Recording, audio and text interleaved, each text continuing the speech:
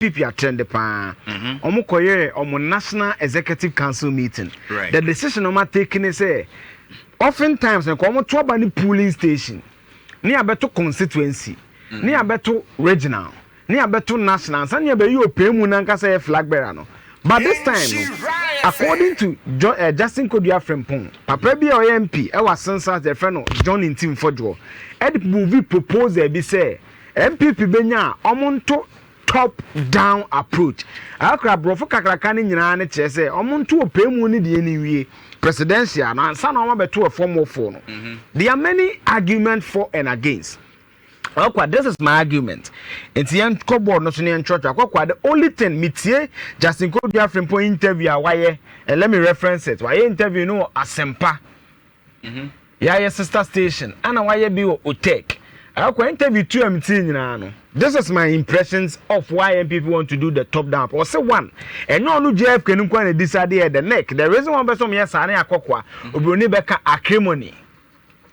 Sa wenchi a ekoso MPP no mu believe say omoto sa aba ni me free wa ni nyina be den eto obetwa. 2 the MPP constitution no ema ho kwan say so omo yes So it is not against the constitution of the MPP. And also na kwakwa so omo to ni January na kwakwa enya mass. January 2026 to 7 no 27 1 year. Right. To 28 no 2 years. February, March, April, May, June, July, August, September, October, November. Right. So at least nipa bi omu be yi no se bre champon se duchumo se bamio se Kennedy obenya 2 years 10 months. They are marketing Right. Now the advantage of that is that now MPP party only the parliamentary caucus and the Timi Kasa do na. The arrowhead no baba do mu nyina no so benya party no enso structure no so bom. Se benya opposition leader obetimi akasa ene ade. This is also another advantage. But as a cons no say pros and cons. As a cons na say disadvantage or semi disadvantage na do so say. Right. Akwa cons ni bi ne say current executives etiso no nukure ni MPP fo mu wom. MPP fo nyom ni. There are many issues in several constituencies. So man solve no mo koto ba leader bi on be yin no it will be perceived say system na this leader na ba. So then people must guard against that or guide against that. There's an old system no. Old system no. And they new leader. Yeah. No muria. Ma koto sa ankrofo no so aba. System no so aba. And akoko atwe se na ekoya there are many people who may you be free ho. Me nu nyina anim ya tete fam okufo no. Can the old people no omo be koya new people but can the new people work with the leader elected by the old stock? And only question, the big question. Are you bisang? What could you also would it mean say new person now but now old person na be so retain here. Will you need to owe allegiance to nipa na or na? All these are conversations. Another con is akokwa. The electoral fortunes of the MPP no 2024 more way no. One of the key issues say sa internal fractions in ye we free ye di we abeshem yan kan kire me dinim edweso me bi to police station aba 2 am se dan mache sa nyema ni nyina no. Some people believe say so mo solve answer na kokwa nipa ba kwa the proposal so far me tie na timu say nyansa woni tirim utimu so wo kasa papa ni nim wo ka kwamna je Japan. Right. What say the first suggestion so no do obenya kom nya sa electoral college no omumiem you solve grievances wo I no make suggestion akokwa mimi nyi wo kofodua new Durban South constituency so oni me MP ba kwefa ne ya bema ogwo constituency we say ya bema nto aba right ye benya bibi enye benya makesi be ye boa akwa how come say sankrofo ni because of the Nhyira onye MPP to need a certain stake within the constituency party akwa wo bo MPP kukudamfo a ona bo ya be ma bo ni die yeye oye kukudam what I say o say yen fa sankrofo ni nyina amra yen so be all those issues na yen to presidential ntem because akwa so currently maninya clear my currently he for na timi to aba no so akwa I know there is some constitution I don't have the constitution yet but what I know is that it is the polling station executives. I think there's only 5 neighbor any idea.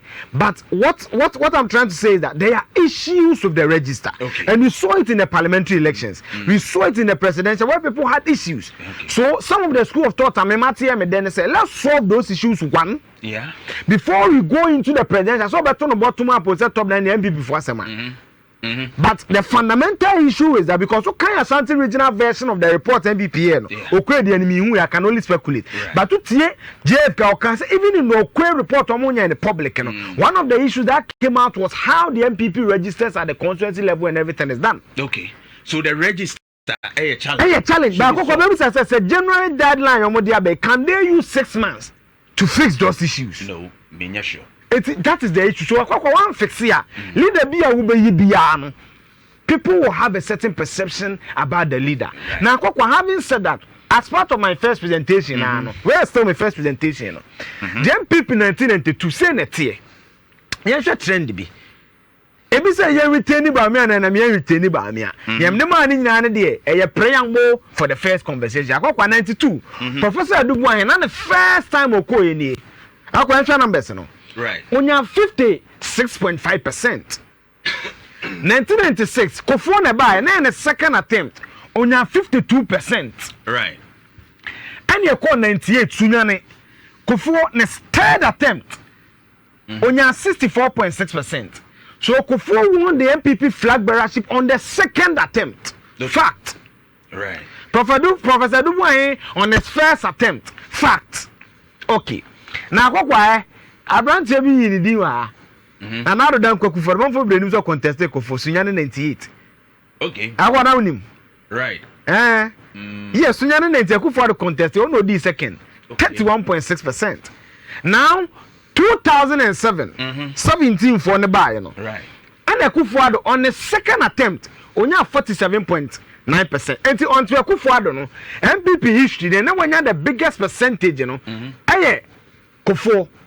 But on his third attempt, at Sunyane, I confirm. Okomuna first attempt, Professor Duma first attempt is 56.5%. Kofo first attempt, you know, now what? Now 16.4%. Akufo first attempt, now 31.6%. Right.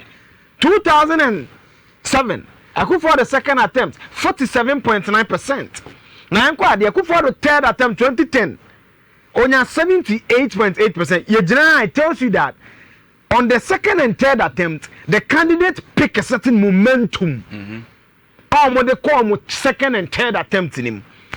Now, so 2014, you know, I could find 80.8%. And to share from Sunyane, Ogusu Konanima.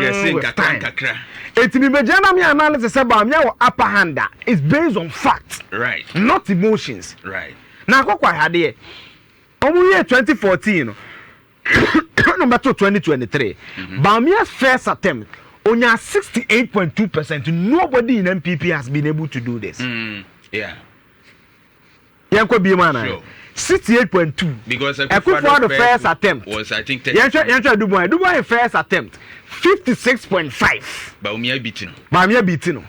Kofo first attempt, only saying 16.4.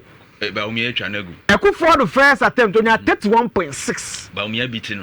Now, Bawumia and the first attempt on your 68.2%. So he's even there are many reasons. Yeah. You can say that even within the MPP, the Colossus candidate, because Akufo had been in the political trenches for 40 years.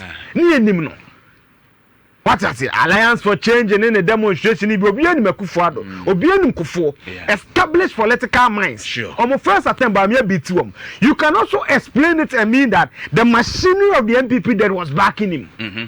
Resources and everything. But nevertheless, numbers are numbers. Based on these numbers, it tells you the formidability of the candidates of Mahmoud Bawumia in MPP. But could it also be say why certain vice president now or also a position or a well known in the governance system for the party it beat me an advantage. But Okasa analysis like 2007. Ali Mama was a certain vice president 6.3%. Right.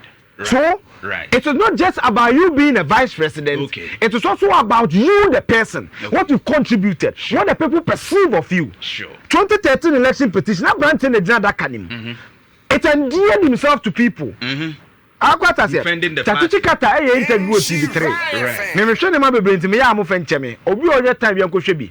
O say o believe says 2013 election petition Akufo-Addo accept ye no. Sa the speech no was part of where Akufo-Addo won 2016 elections. Right.